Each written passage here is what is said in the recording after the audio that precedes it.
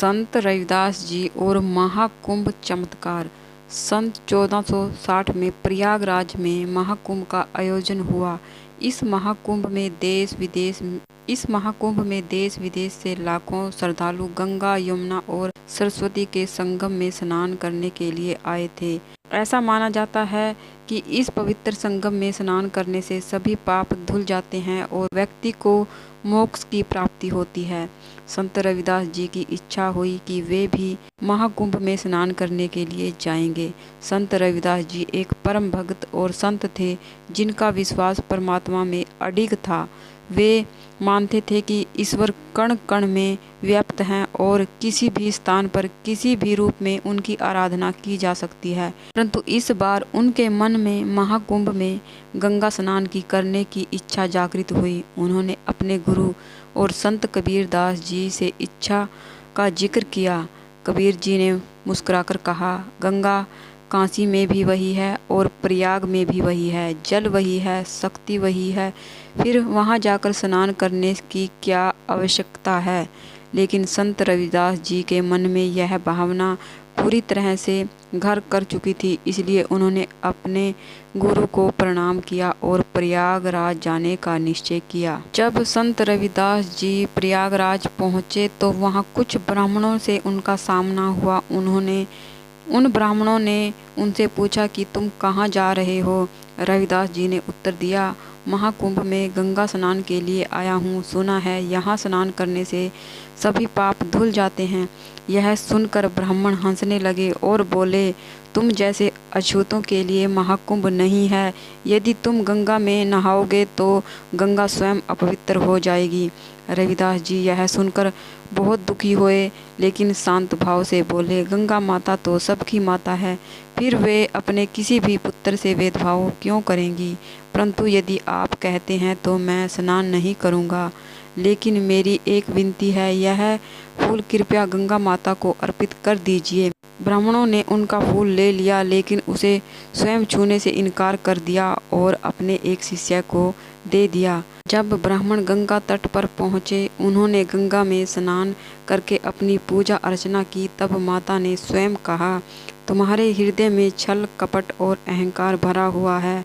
जब तक तुम अपने मन का मैल नहीं धोओगे, तब तक इस जल में स्नान करने का कोई लाभ नहीं है। ब्राह्मणों ने कहा, माता, हम तो वेद पुराणों के ज्ञाता हैं, प्रतिदिन पूजा पाठ करते हैं और लोगों को धर्म का ज्ञान देते हैं, फिर भी आप हमसे रुष्ट क्यों हैं। गंगा माता ने उत्तर दिया, तुमने मेरे प्रिय भक्त रविदास का अपमान किया है, उनके द्वारा अर्पित भेंट को ठुकरा दिया है। जब तक मन में छल, कपट और अहंकार रहेगा, तब तक किसी भी तीर्थ का कोई लाभ नहीं है। यह सुनकर ब्राह्मण घबरा गए और उन्होंने रविदास जी का फूल गंगा में अर्पित किया। गंगा माता ने उन्हें एक पत्थर दिया और कहा, इसे मेरे भक्त रविदास जी को दे देना। ब्राह्मणों के मन में संदेह और अहंकार अभी भी बना हुआ था।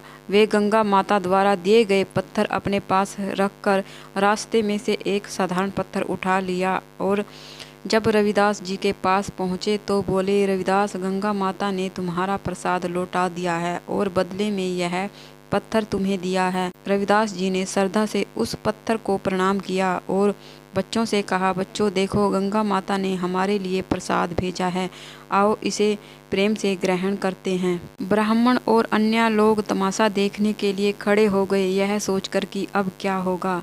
रविदास जी ने उस पत्थर को अपनी कटोती में रख लिया, जिसमें वे अपनी जूतियों का काम करने के लिए पानी रखते थे। फिर उन्होंने श्रद्धा और प्रेम से प्रार्थना की, हे माता, मैं आपका दर्शन करना चाहता हूँ, कृपया आप अपने भक्त पर कृपा करें। जैसे ही उन्होंने यह कहा, कटोती में पानी उफान मारने लगा और देखते ही देखते उसमें गंगा जल प्रवाहित होने लगा। वहाँ उपस्थित सभी लोग चकित रह गए। रविदास जी बोले, देखो, माता गंगा स्वयं अपने भक्तों से मिलने आई है। अब तुम्हें संगम जाने की जरूरत नहीं है, गंगा माता यहीं प्रकट हो गई हैं। ब्राह्मणों और अन्य लोगों ने जब यह चमत्कार देखा तो वो चकित रह गए। अब जब रविदास जी ने पत्थर के ऊपर से कपड़ा हटाया तो वहाँ सुगंधित मेवे और मिठाइयाँ रखी थीं।